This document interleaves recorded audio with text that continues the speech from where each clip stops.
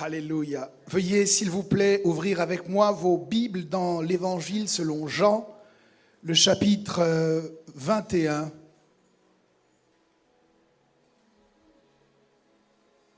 Versets 15 à 17. Jean, chapitre 21, versets 15 à 17. Je lis la parole du Seigneur. Dans la version français courant, après le repas, Jésus s'adressa à Simon-Pierre. « Simon, fils de Jean, m'aimes-tu plus que ceux-ci » Il répondit, « Oui, Seigneur, tu sais que je t'aime. » Jésus lui dit, « Prends soin de mes agneaux. » Il lui demanda une deuxième fois, « Simon, fils de Jean, m'aimes-tu » ?« Oui, Seigneur, répondit-il, tu sais que je t'aime. » Jésus lui dit, « Prends soin de mes moutons. » Il lui demanda une troisième fois, « Simon, fils de Jean, m'aimes-tu » Pierre fut attristé de ce que Jésus lui avait demandé pour la troisième fois, « M'aimes-tu » Et il répondit, « Seigneur, tu sais toutes choses, tu sais que je t'aime. » Jésus ajouta, « Prends soin de mes moutons. » Oui, je te le déclare, c'est la vérité, quand tu étais jeune, tu attachais toi-même ta ceinture et tu allais où tu voulais. Et quand tu seras vieux, tu étendras les bras. Un autre attachera ta ceinture et te mènera où tu ne voudras pas aller. Le deuxième texte que je vous propose de lire se trouve en Matthieu. Matthieu chapitre 9, versets 35 à 38. Matthieu chapitre 9, versets 35 à 38. Si vous y êtes, dites « Nous y sommes ». Alors je lis la parole du Seigneur. Jésus parcourait toutes les villes et les villages, enseignant dans les synagogues, prêchant la bonne nouvelle du royaume et guérissant toute maladie et toute infirmité. Que toute maladie et toute infirmité soient guéries au nom de Jésus ce matin. Voyant la foule, il fut ému de compassion pour elle parce qu'elle était languissante et abattue comme des brebis qui n'ont point de berger. Languissante et abattue comme des brebis qui n'ont point de berger. Dites avec moi, languissante et abattue comme des brebis qui n'ont point de berger. Alors il dit à ses disciples, la moisson est grande, mais il y a peu d'ouvriers. Priez donc le maître de la moisson d'envoyer des ouvriers dans sa moisson. Je suis désireux ce matin de vous partager quelques réflexions qui ont été les miennes cette semaine. Je suis chrétien depuis un certain nombre d'années maintenant, et s'il y a une chose que j'ai pu constater, c'est que beaucoup de chrétiens souffrent. Ce n'est pas un constat que je fais aujourd'hui, mais sur une observation de plusieurs années, j'ai eu l'occasion de constater que dans les grandes réunions de prière que nous tenons, les chrétiens sont en capacité de faire des déclarations extraordinaires. Pour beaucoup d'entre eux, ils peuvent expliquer dans leur prière qu'ils se déplacent spirituellement de là où ils sont et qu'ils vont maintenant même à l'Assemblée nationale et qu'ils donnent des instructions aux députés et qu'ils partent de l'Assemblée nationale pour aller dans le bureau du président de la République. Et là-bas, il lui indique quelles sont les règles qu'il doit respecter dans la manière de diriger le pays. Et ils le font avec beaucoup d'assurance. Je me souviens de cette réunion de prière où un frère nouvellement converti entendait pendant la prière quelqu'un qui faisait « fiu, boum ».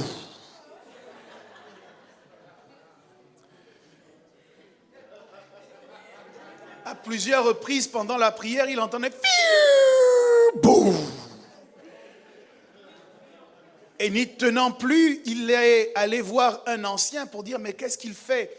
Et cet ancien lui a dit, il envoie des bombes dans le monde spirituel.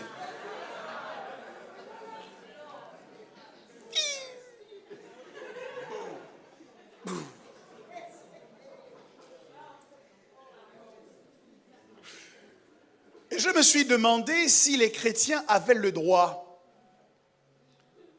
de se déplacer jusqu'à l'Élysée et demander l'argent d'un Uber à la fin du culte. S'ils avaient le droit d'aller jusqu'à l'Assemblée nationale pour donner des ordres aux parlementaires et vérifier si quelqu'un pouvait leur donner 10 € pour finir le mois. J'ai trouvé qu'il y avait un paradoxe entre le positionnement spirituel des chrétiens et la manière dont beaucoup de chrétiens vivent leur quotidien. Spirituellement, ils se voient, et peut-être qu'ils le sont, comme des géants. Mais dans leur quotidien, il y a comme un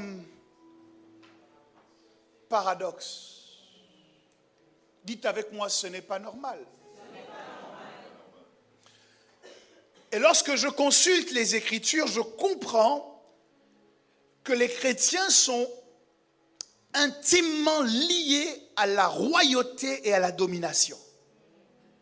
Je comprends que ce n'est pas une vue de l'esprit ou une invention pour nous gargariser ou pour nous mousser lorsque nous parlons de royauté, lorsque nous parlons de règne, lorsque nous prenons position comme des rois dans le monde spirituel, parce que la Bible elle-même nous appelle des rois. La Bible dit que nous sommes un peuple de rois et de sacrificateurs, donc la royauté appartient aux chrétiens.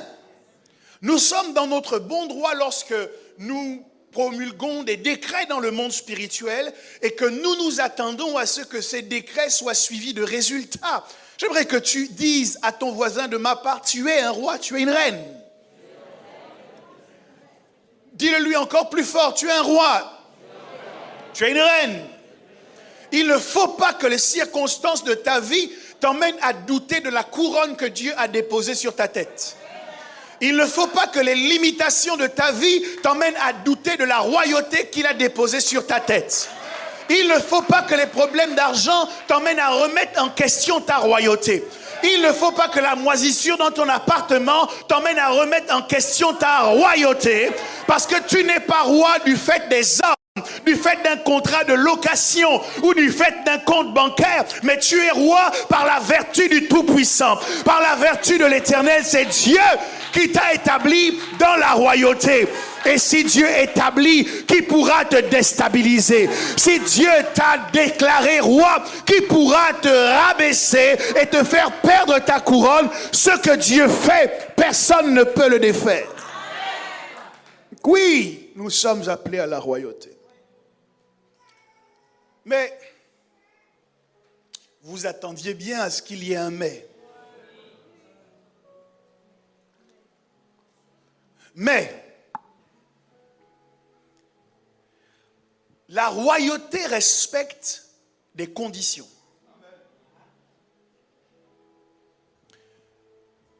La première personne qui a été positionnée sur la terre en royauté, c'était Adam. La Bible dit que Dieu s'est réuni avec lui-même et il a dit, faisons l'homme à notre image et à notre ressemblance et qu'il domine. Donc lorsqu'Adam arrive dans le jardin d'Éden, il arrive en tant que monarque. C'est un roi.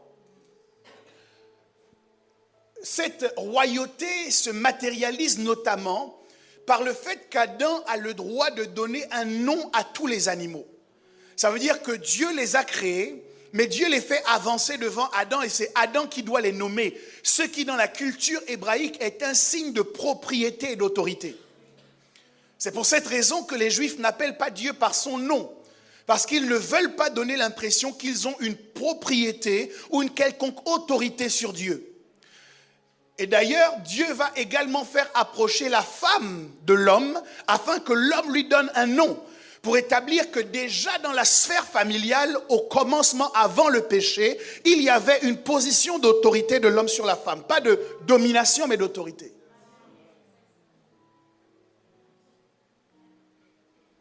Le péché a changé l'autorité saine en domination malsaine. Mais la royauté d'Adam était conditionnée. Les animaux respectaient Adam à une condition. Parce que quand ils voyaient Adam, ils voyaient en Adam celui qui avait établi Adam et qui les avait créés. Donc, tant qu'Adam ressemblait à celui qui les avait créés, les animaux le respectaient. Ça veut dire que la royauté est alimentée par la loyauté. Tant qu'Adam était loyal à Dieu, les animaux le respectaient et reconnaissaient sa royauté. Lorsqu'Adam a fait un acte de sécession vis-à-vis de l'autorité de Dieu, les animaux se sont révoltés contre lui.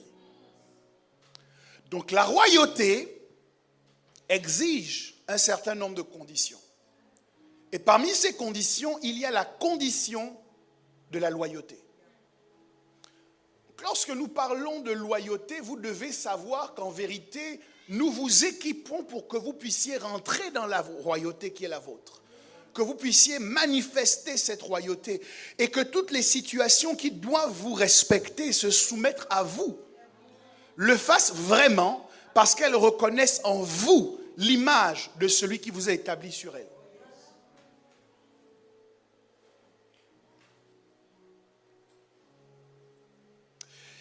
Et dans toute sa sagesse,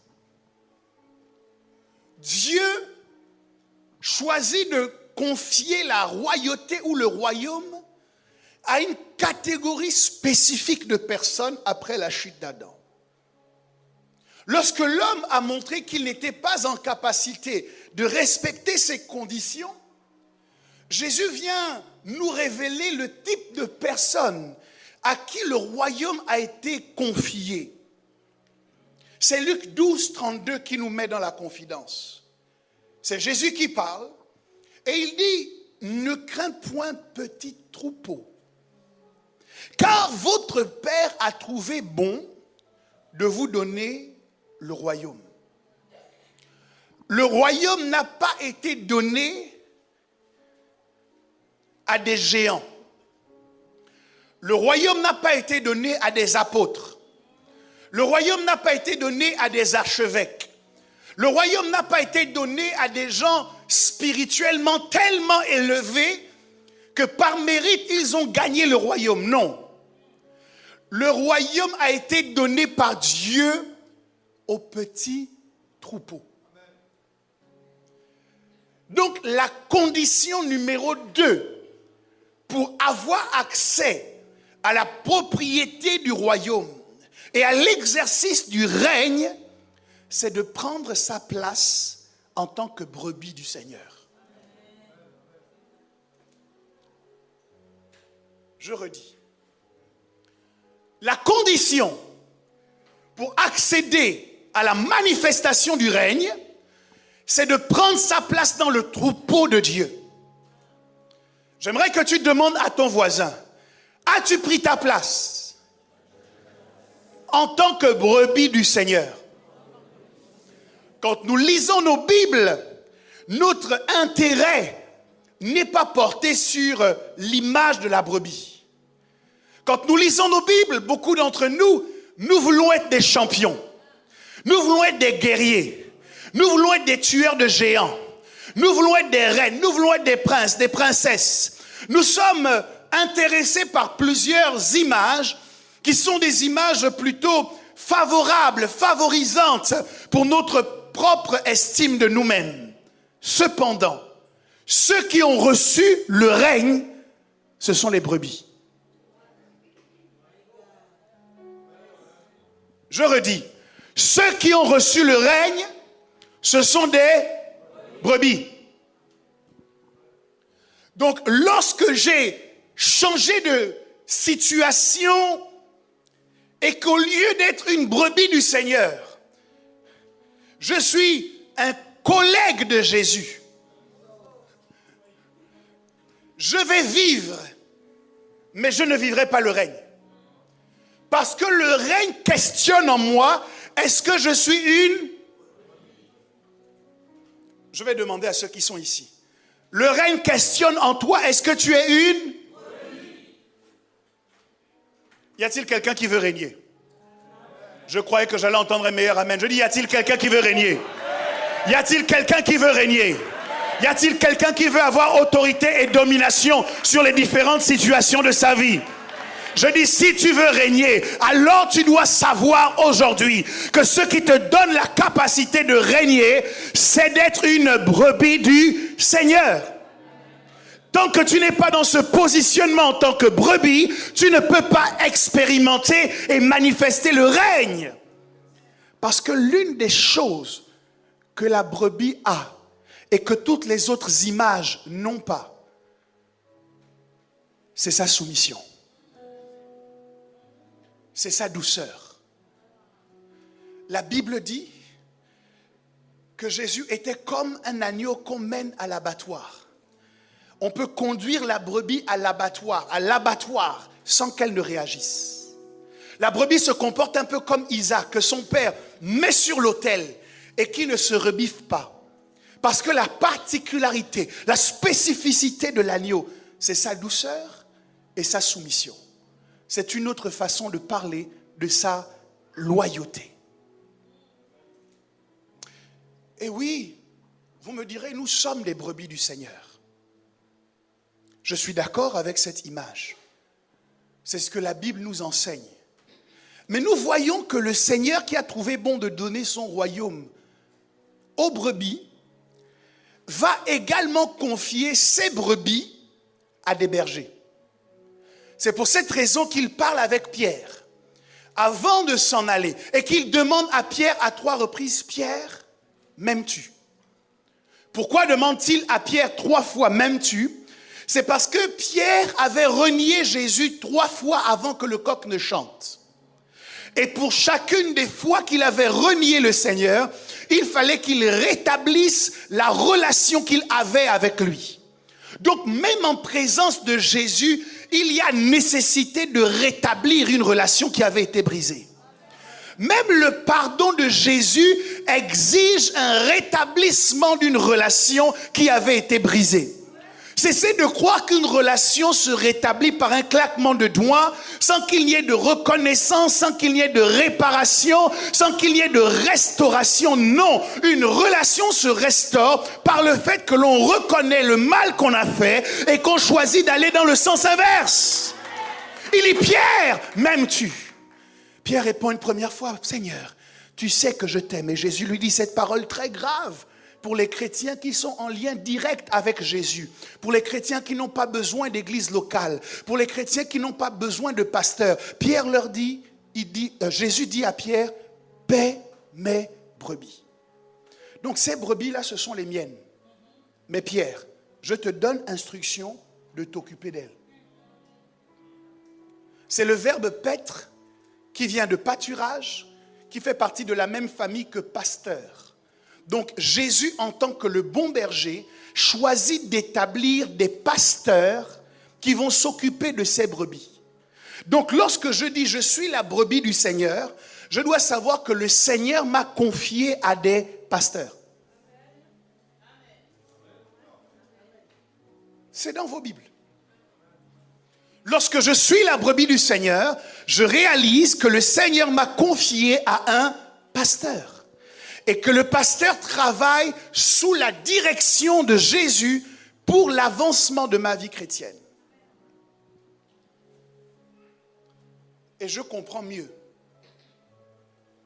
Pourquoi,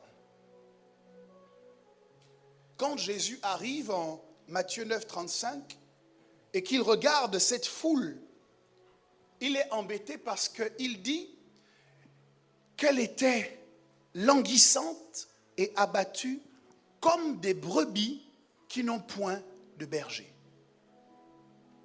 L'une des choses qui déconnecte le chrétien de la royauté,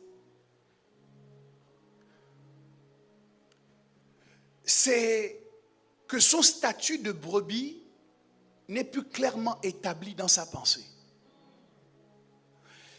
Et puisque le diable est au courant de la manière dont Dieu a structuré les choses, il va concentrer le maximum d'efforts pour détruire les bergers.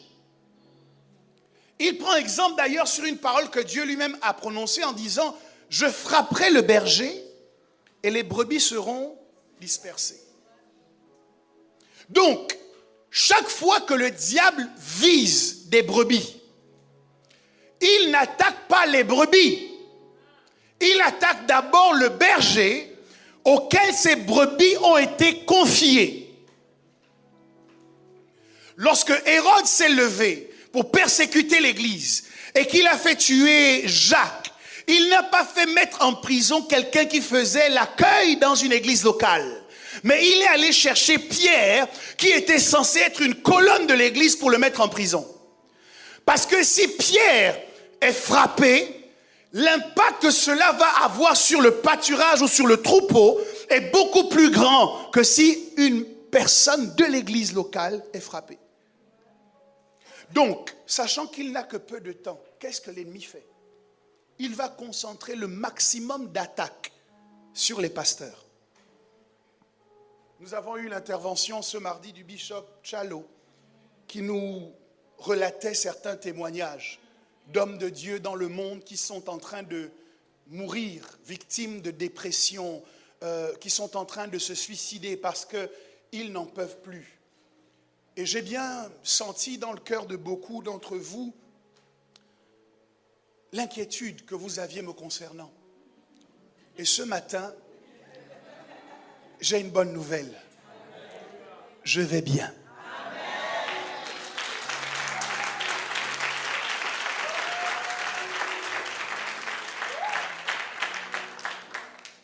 Je veux vous rassurer, afin que vos prières pour moi ne soient pas des prières de peur. Je vais bien. Les choses ne se passent pas toujours comme je voudrais qu'elles se passent. Certaines circonstances échappent certes à mon contrôle. Mais lorsque j'ai décidé de servir Christ, j'ai choisi de faire de lui mon point de focalisation. Tant que Jésus est assis sur son trône, moi je vais bien. Tant que Jésus est assis sur son trône, moi je me porte bien. Il n'a pas dit que l'embarcation dans laquelle nous sommes ne connaîtrait pas de tempête, mais il a dit que nous irons de l'autre bord. Alors je viens dire à quelqu'un ce matin, toi et moi, nous irons de l'autre bord. Il y aura des turbulences, mais nous irons de l'autre bord. Il y aura des tempêtes, mais tu iras de l'autre bord. Il y aura des tourbillons, mais tu iras de l'autre bord. Jésus n'a pas dit qu'il n'y aurait pas de problème, mais il a dit que nous atteindrons l'autre bord.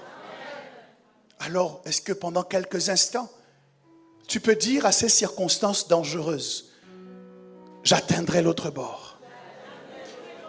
À ces problèmes relationnels, j'atteindrai l'autre bord. Ah, quelqu'un n'a pas bien parlé. À ces problèmes financiers, j'atteindrai l'autre bord. À ces problèmes de santé, j'atteindrai l'autre bord. Quoi qu'il arrive, j'atteindrai l'autre bord. Ce n'est pas un homme qui m'a envoyé, c'est Jésus qui m'a envoyé. Et sa parole est suffisante pour faire taire les tempêtes.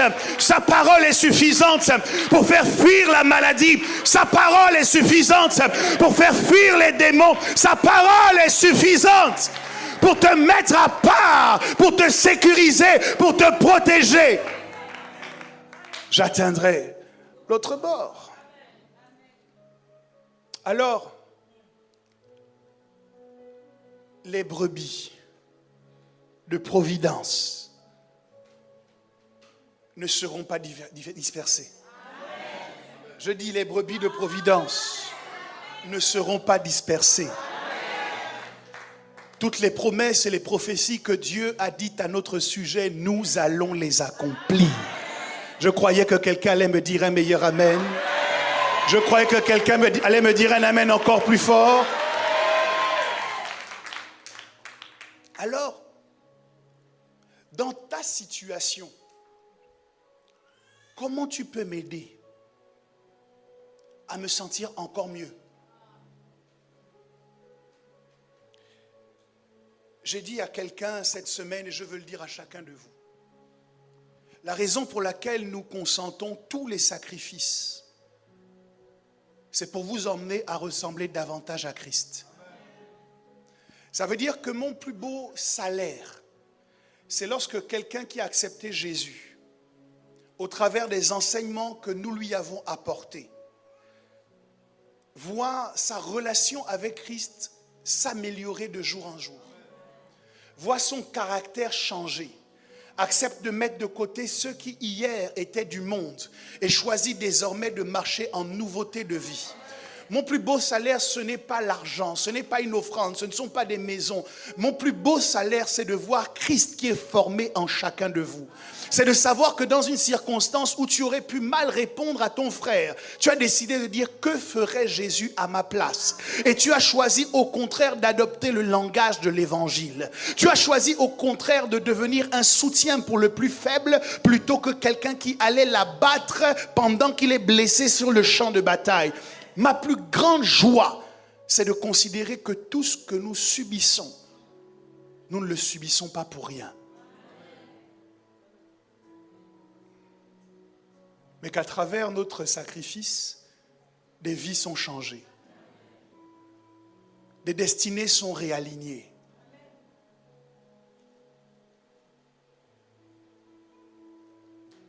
Reprends ta place dans le troupeau de Dieu. La première chose que vous devez noter quand vous vous identifiez comme une brebis du Seigneur, c'est que le premier rôle que vous avez, c'est de suivre votre berger. Jamais on n'a vu dans la Bible une brebis qui a expliqué au berger dans quelle direction il fallait aller. Jamais. Même si elle a un bac plus 6, plus 10, plus 15, si elle est brebis, elle suit le berger. Et j'ai eu à cœur, alors que Jésus a fait une déclaration extraordinaire à ce sujet, il a dit « Mes brebis entendent ma voix et elles me suivent ». J'ai eu à cœur de vous faire voir un élément vidéo ce matin qui illustre à la perfection la déclaration de Jésus. Alors si l'équipe de l'audiovisuel est d'accord, j'aimerais qu'ensemble on regarde cet élément et nous reprenons la parole juste après. Les brebis n'entendent-elles que la voix de leur pasteur?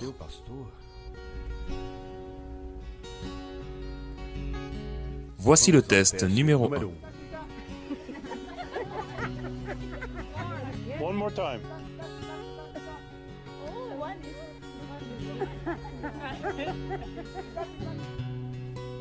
Test numéro 2.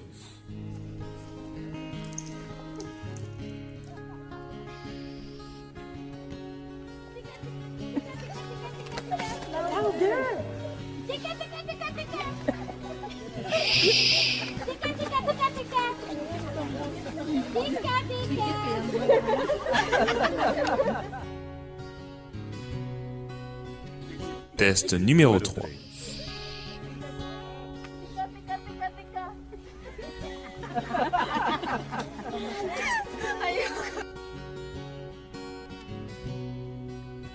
Maintenant, voici le pasteur des brebis. Look at them, look at them.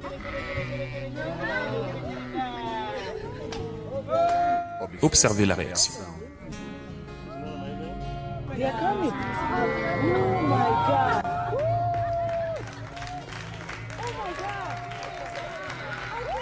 Oui, elles n'entendent que la voix de leur pasteur. Alléluia. Alors vous devez savoir que lorsque Jésus dit cette phrase, il fait référence à quelque chose qui est culturellement connu dans le peuple d'Israël. Les bergers avaient tendance à regrouper toutes leurs brebis au même endroit pour former un seul troupeau qui allait paître dans le pâturage parce que cela facilitait la protection du troupeau. Ça veut dire que si Darlis, viens me voir s'il te plaît.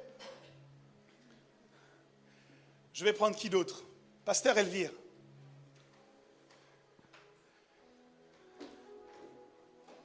Merci. Maintenant, j'ai besoin de 3 personnes qui vont se mettre derrière chacune de ces personnes que j'ai fait venir. 3 personnes, s'il vous plaît.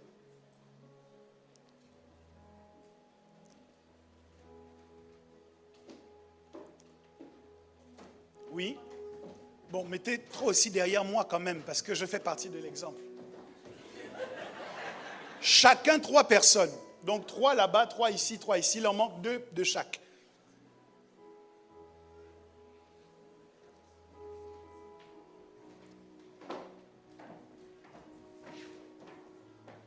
C'est bon. Non, non, c'est bon. Ça fait 3. Ça fait 2. Il manque une personne. Oui. On a besoin de une autre. Et une autre. Ça fait 2 personnes qui manquent, c'est ça? Ok. Il manque une personne. Merci.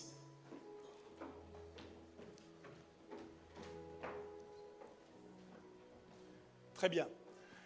Donc l'exemple ou l'image, c'est quoi? C'est qu'à l'époque de Jésus, imaginez que Pasteur Elvire, Darlis et moi, nous soyons des bergers. Et voici nos brebis. Lorsque nous arrivons au pâturage, nous mettons les brebis tout ensemble. Donc avancez-vous et les brebis, vous vous mélangez. Voilà. Éloignez-vous bien. Et donc nos brebis, à ce moment, sont en train de paître ensemble. Il n'y a rien qui les distingue les unes des autres. Et ça commence comme ça au début de la journée. Les brebis sont en train de paître. Allez paisser un peu.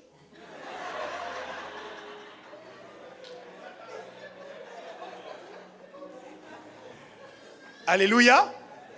Et puis, survient le soir. Comment on fait? Parce que là, j'ai pris 3 de chaque, mais en fait, les troupeaux étaient composés de centaines de brebis. Comment on fait pour distinguer les brebis de Darlis, les brebis d'Elvire?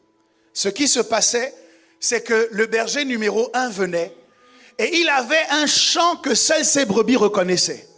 Et donc il disait, venez à moi mes brebis. Et donc ceux qui sont derrière moi normalement sortaient du troupeau. Et Pasteur Elvire fait la même chose. Et elle fait son chant.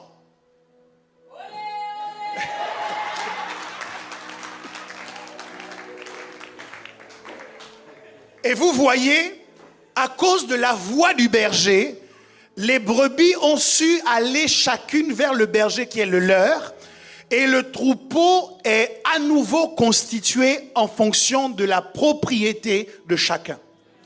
Donc quand Jésus dit « Mes brebis entendent ma voix et elles me suivent », il ne parle pas seulement de l'église locale. Il dit « Mes brebis sont mélangées dans le monde ». Elles sont sur leur lieu de travail. Elles sont dans leur famille. On ne sait pas à qui elles appartiennent. Mais le jour viendra où je vais arriver et je vais chanter mon chant. Et ce jour-là, de leur famille, mes brebis vont sortir. De leur lieu de travail, mes brebis vont sortir. Quel que soit le lieu où elles sont, mes brebis sortiront. C'est pour ça qu'il dit, mes brebis entendent ma voix. Et elles me suivent. Donc la première chose, c'est que les brebis suivent le berger. La deuxième chose, c'est qu'elles reconnaissent la voix de leur berger. Merci à vous.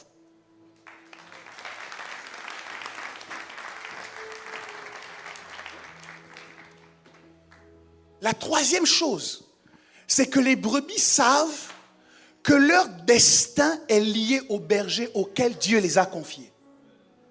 Et ça veut dire que lorsque le berger est attaqué, il y a une réaction en bloc de ces brebis-là parce qu'elles savent que leur destin dépend de lui. Vous me suivez? Donc il y a un mouvement de prière dans l'église primitive qui va monter lorsqu'on arrête Pierre et qu'on le met en prison. Parce que les membres de l'église disent, s'ils n'ont même pas eu peur de faire ça à Pierre,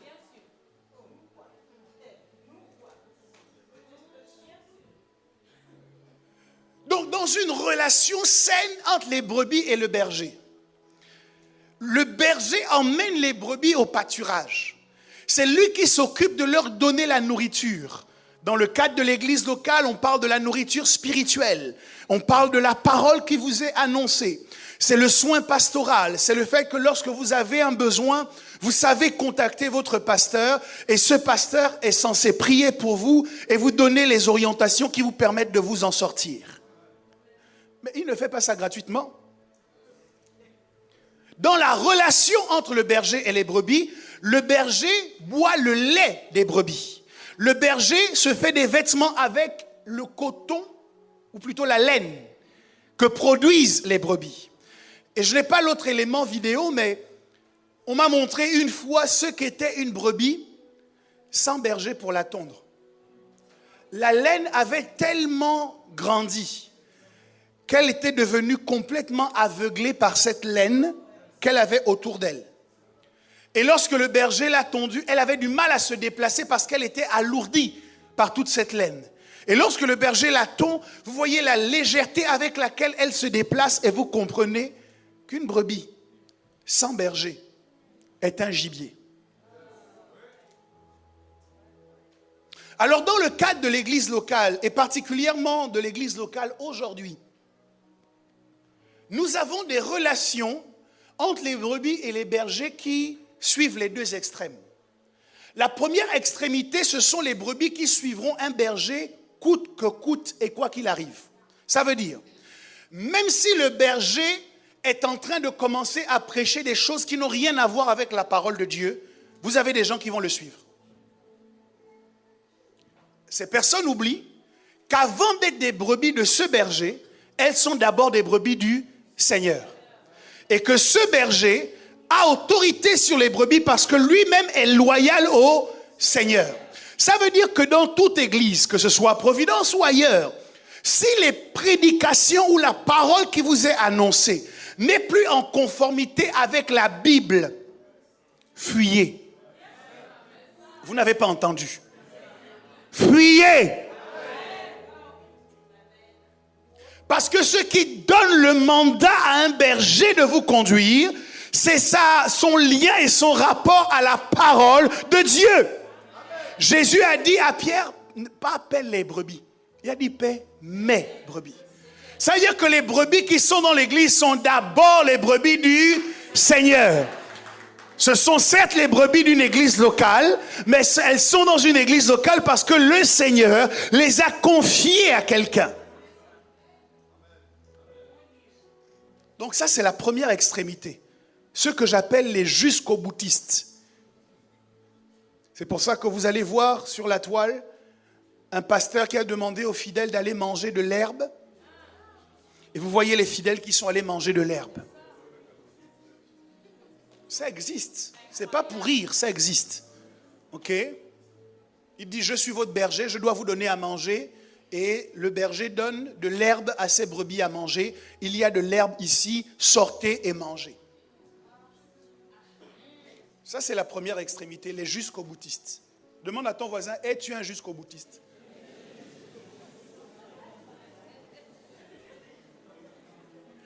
La deuxième extrémité, c'est ceux qui sont dans une relation où le berger n'est plus un berger.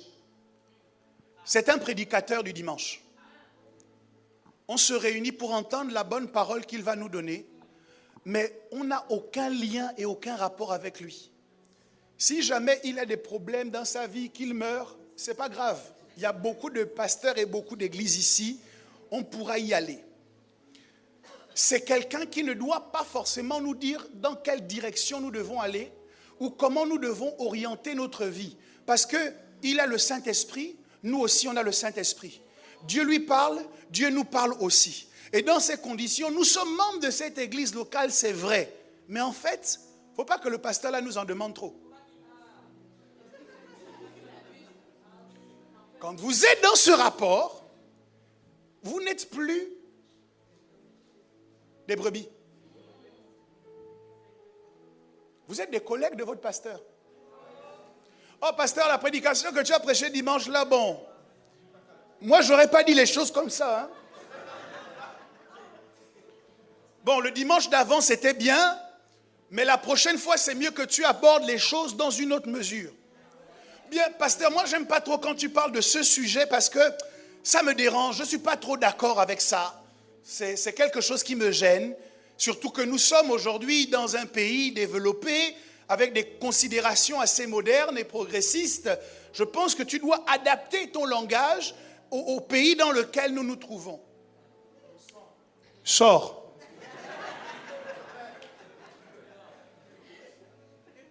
Donc voici les deux extrémités qui nous maintiennent, attention, loin de la royauté.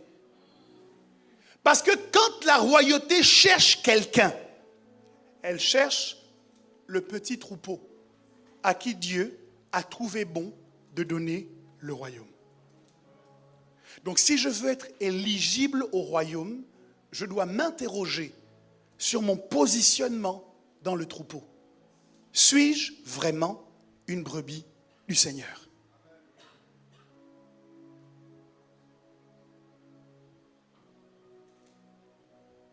Et je comprends mieux pourquoi les premières personnes à qui Dieu annonce que Jésus est né en Israël, ce sont les bergers. Les mages ont interprété une étoile. Ils sont allés voir Hérode. Mais quand Dieu a voulu aller parler aux Juifs pour leur dire qu'il y a une naissance du Messie, ce sont les bergers qu'on est allé voir. Peuple de Dieu, je crois que la vie chrétienne, à la base, n'est pas compliquée. Mais c'est nous qui la compliquons. Nous la compliquons lorsque les positions que Dieu nous a affectées, nous les délaissons parce que nous sommes intéressés par d'autres places. Parce que nous sommes intéressés par d'autres rôles. J'aimerais que chacun s'interroge aujourd'hui, est-ce que je suis correctement à ma place en tant que brebis du Seigneur? Si ce n'est pas le cas, on va t'aider aujourd'hui. Parce qu'il faut que tu règnes. On va t'aider aujourd'hui. Parce qu'il faut que la royauté te localise et te trouve. Est-ce qu'il y a quelqu'un qui est fatigué d'avoir la domination spirituelle, mais pas forcément matérielle? Le moment est venu pour toi de prendre position matériellement en tant que roi, en tant que reine, parce que c'est à cela que Dieu t'a appelé. Il a dit, ne crains point, petit troupeau, car votre Père a trouvé bon de vous donner le royaume. Lorsque vous n'avez pas le royaume matériel, ce qui rentre, c'est la peur, ce qui rentre, c'est la crainte. Vous êtes tout le temps dans l'inquiétude parce que vous n'avez pas réalisé que le royaume vous a été donné, que le règne vous a été donné. Mais lorsque vous reprenez votre place en tant que troupeau du Seigneur, à ce moment, la couronne vous localise. À ce moment, votre autorité sur la terre augmente. Votre autorité sur les situations de la vie augmente. Pourquoi? Parce que ce qui alimente la royauté, c'est la loyauté. Et quand vous avez augmenté la loyauté, vous avez fait grandir la royauté. Est-ce qu'il y a quelqu'un qui veut prier avec moi ce matin? Est-ce qu'il y a quelqu'un qui veut repositionner sa vie en tant que brebis du Seigneur? Une brebis qui est confiée à un berger. Mais il faut que ta place soit prise à cet endroit. Parce que c'est là que le règne t'attend. C'est là que le gouvernement t'attend. C'est là que la royauté t'attend. Alors si tu as entendu ces choses et que c'est ce que tu as à cœur de faire, j'aimerais que tu commences à élever ta voix et que tu te dises avec moi, je reprends ma place. Je reprends ma position.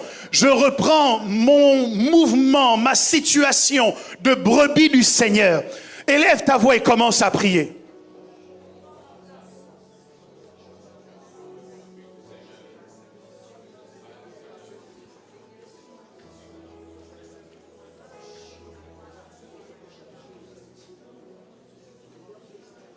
Il y a des choses qui veulent te faire perdre cette position.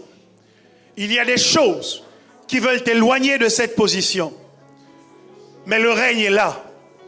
Le règne ne se déplacera pas. Le règne est là. Le règne t'attend.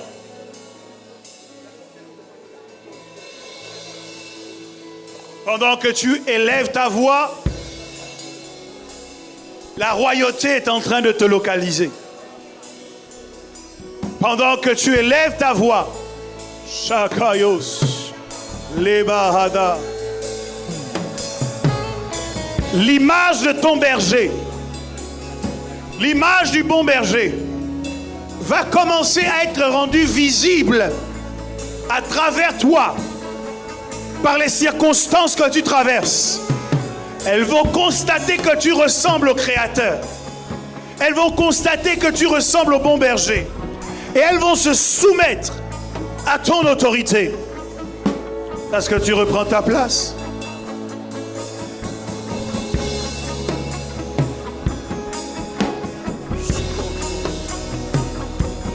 Yes. Yes. Yes. Yes. Yes. Yes, Lord.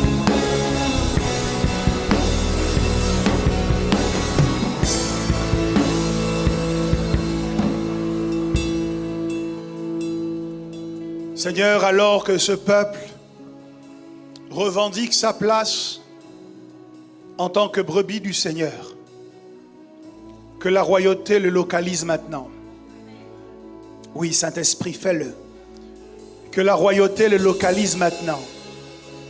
Il y a un manteau d'autorité que tu m'as dit vouloir déposer sur les épaules de ton peuple. Il y a un manteau de règne, un manteau de gouvernement. Alors que les cœurs sont repositionnés, le royaume que tu as donné est attiré.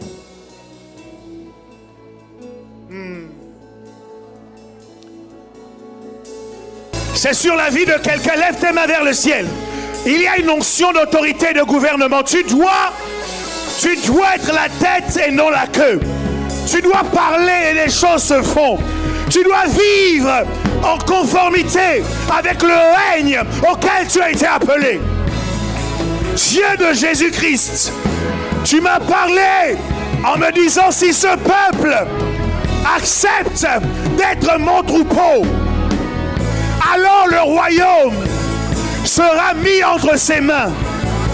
Pendant que ses mains sont levées, Seigneur, qu'il y ait une attestation de la dimension de règne dans laquelle tu les introduis. Je le demande maintenant. Maintenant. Maintenant. Maintenant. Maintenant. Au nom de Jésus. Que le ciel soit ouvert. Maintenant. Maintenant. Onction de gouvernement. Que l'autorité que Jésus a donnée à son Église se manifeste dans ta vie, dans ton quotidien. Je ne parle pas seulement du monde invisible, mais dans le monde visible, cela se verra, cela se fera. Qu'il en soit ainsi. Reçois-le maintenant même, maintenant même, maintenant même. Ça vient sur toi, ça vient sur toi, ça vient sur toi. Ah, il y a des postes de direction qui vont être distribués ce matin. Ah, il y a des postes d'autorité qui vont être distribués. Je suis dans le monde professionnel pour l'instant. Je suis dans le monde professionnel. C'est toi qui fais le travail de ton chef, mais tu ne touches pas le salaire de ton chef. Ah, aujourd'hui c'est le jour de la justice. Aujourd'hui c'est le jour du repositionnement. Pendant que je suis en train de parler, il y a quelque chose de spirituel, de surnaturel qui se débloque et qui arrive sur toi et qui te rend capable de prendre la position qui est la tienne. Wouh!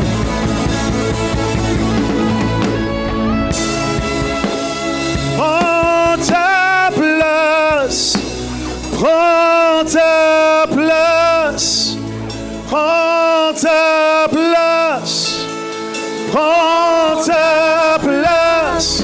Alléluia. Prends ta place, prends ta place, prends ta place, prends ta place, prends ta place, prends ta place, prends ta place, prends ta place, prends ta place, prends ta place. prends ta place. Il y a des hommes et des femmes en ce lieu auxquels Dieu va donner une position d'autorité dans leur famille. Ce n'est pas lié à ton âge, ni à ta situation financière, mais je vois de plus en plus de situations difficiles converger vers toi. On dira, on attend de savoir ce que tu dis. On attend de savoir quelle position tu prends. On attend de savoir dans quelle direction tu veux qu'on aille. C'est quelque chose qui se passait jusque-là, mais que tu fuyais. Et tu répondais, mais ce n'est pas moi qui suis l'aîné. Dieu est en train de parler en disant, souviens-toi de ce que j'ai fait avec Jacob. Je vais te mettre en position d'autorité dans ta famille. Pendant que je suis en train de parler, l'Esprit est en train de toucher ces hommes et ces femmes. Il y a des cas compliqués que tu devras gérer avec la sagesse du ciel. Et ce que tu ressens, c'est la sagesse d'en haut qui est en train de t'être injectée maintenant.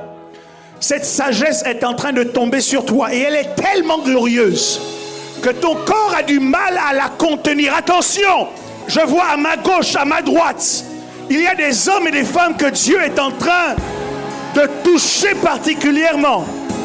Vous allez devenir des sources de sagesse au sein de vos maisons, au sein de vos familles. Tu diras, mais pourquoi cela m'arrive? Dieu te dit, c'est parce que ma main est sur toi. C'est parce que je suis en alliance avec toi. De la même manière que l'Église est la tête des nations, de la même manière, tu seras la tête dans ta famille. Tu seras la tête dans ta maison. Tu seras la tête. Oui, Seigneur. Oui, Seigneur. Oui, Seigneur. Oui, Seigneur.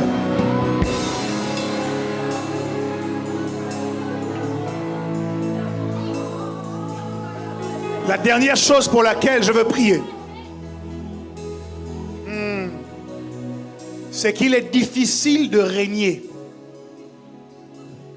lorsqu'on n'a pas le pouvoir financier. Il est difficile de régner lorsqu'on est financièrement limité. Et le Seigneur m'a dit qu'il y a des hommes et des femmes qui doivent atteindre un autre niveau dans leurs finances. Je dis, si vous étiez dans un pâturage désertique ou aride, Dieu va vous emmener dans des plaines fertiles. Votre niveau financier en 2023, je parle de cette année, votre niveau, votre situation financière va radicalement changer.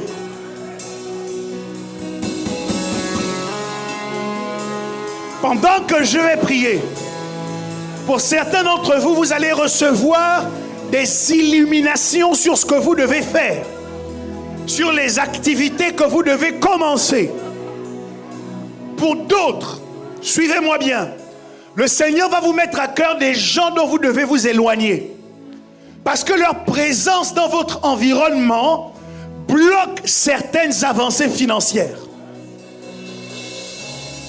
La troisième chose qui va arriver pour d'autres, c'est que votre cœur va commencer à s'ouvrir à l'intelligence financière. Les gens dans votre environnement qui vous disent toujours « tu dépenses trop ».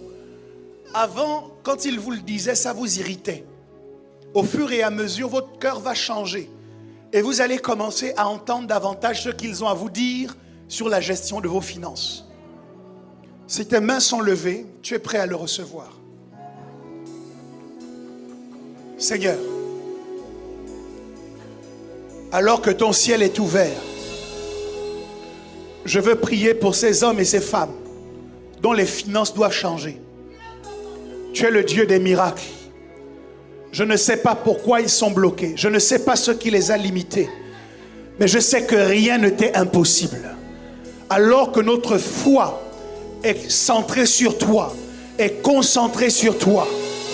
Dans le nom de Jésus, que les entraves tombent, que les limitations financières tombent, que les mauvaises habitudes financières tombent.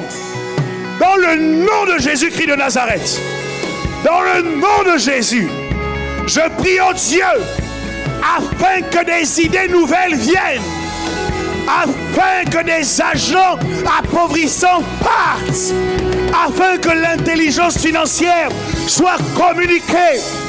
Que cela arrive maintenant, maintenant, maintenant, maintenant. Il y a des millionnaires que Dieu va lever à Providence. Oui, c'est sur toi, c'est sur toi.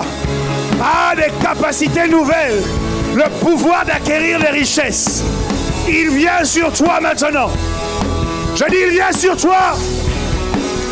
Oh, il y a des hommes d'affaires, il y a des femmes d'affaires. Tu ne vas plus entreprendre par tes forces, mais l'Esprit allume un feu.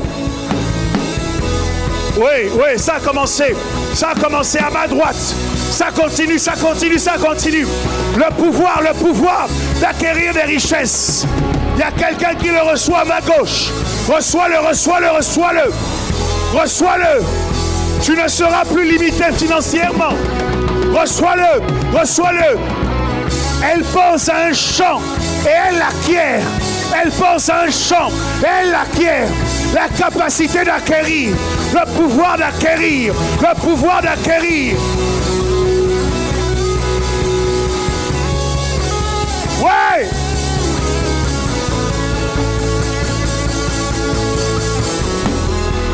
Si tu as ton portefeuille avec toi, prends ton portefeuille dans ta main droite et commence à prier toi-même. Rappelle à Dieu que tu es une brebis du Seigneur, que tu es de son troupeau. Tu ne dois pas vivre les mêmes choses. L'Esprit a déjà commencé. L'Esprit est en train de travailler. Ah! Ah! Lève ton portefeuille dans ta main droite et dis avec moi, Éternel, je suis membre de ton troupeau. Je suis la brebis du Seigneur. Alors je ne connais pas les mêmes limitations que les autres qui m'entourent. Mais parce que je suis en alliance avec toi, ta provision est débloquée. Ta provision est disponible. Ta provision est visible. Yahvé Jireh, toi qui pourvois à tous mes besoins, donne-moi maintenant le pouvoir d'acquérir des richesses. Les richesses de ce pays, je les acquiers maintenant. Richesses financières, immobilières, je vous acquiers par la puissance du nom de Jésus. Du nom de Jésus, je mangerai les meilleures productions de ce pays. Au nom de Jésus, au nom de Jésus, librement pris pendant quelques instants.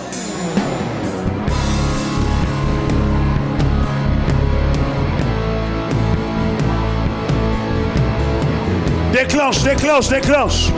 Déclenche, déclenche, déclenche. Déclenche, déclenche, déclenche. Un autre niveau, un autre niveau, un autre niveau.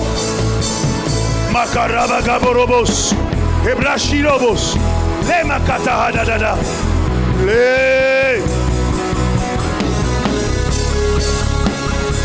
Tu ne dois pas être limité. Tu ne connaîtras pas les mêmes limitations. Libo Shakaradadas, les Makatorobobos, les Makatos, les Bos.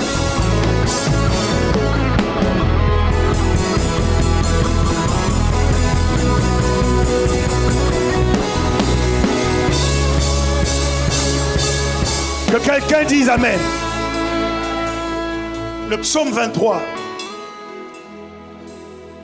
nous apporte des éclaircissements sur notre situation de brebis du Seigneur. Lorsque nous reconnaissons que l'Éternel est mon berger. Il dit, l'Éternel est mon berger, je ne manquerai de rien. Il me met au repos sur de verts pâturages. Dit, je reçois le repos. Je paie dans de verts pâturages. Il me conduit au calme près de l'eau. Dis, je suis calme. Je suis près des eaux paisibles. Il me fait revivre. Il me guide sur la bonne voie. Car il est fidèle à lui-même. Même si je marche dans la vallée de l'ombre de la mort, je ne redoute aucun mal. Car Seigneur, tu m'accompagnes. Tu me conduis, tu me défends. Voilà ce qui me rassure. Face à ceux qui me veulent du mal, tu prépares un banquet pour moi. Tu m'accueilles en versant sur ma tête de l'huile parfumée. Tu remplis ma coupe et elle déborde. Oui, le bonheur et la grâce m'accompagneront tous les jours de ma vie. Seigneur, je reviendrai dans ta maison aussi longtemps que je vivrai. Est-ce que quelqu'un peut dire amen et acclamer très fort le nom de Jésus?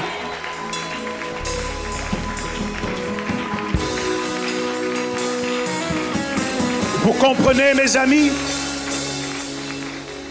que lorsque nous nous positionnons en tant que brebis du Seigneur, il y a tout un ensemble d'avantages auxquels nous avons accès. Et lorsque nous sortons de ce positionnement-là, tous ces avantages ne nous reconnaissent plus. Ce matin, l'Éternel a dressé une table pour chacun de nous en face de nos adversaires. À cette table, ce que nous mangeons, c'est son corps. À cette table, ce que nous buvons, c'est son sang. Mais vous comprenez que tout cela n'est possible que parce que nous commençons à dire qu'il est notre berger. S'il est ton berger, alors quand tu es dans l'adversité, lui-même est concerné. Et lui-même arrive et dresse une table. Ce matin, nous allons avoir part à la table du Seigneur. Je voudrais que tu aies à l'esprit toutes les adversités qui se dressent contre toi.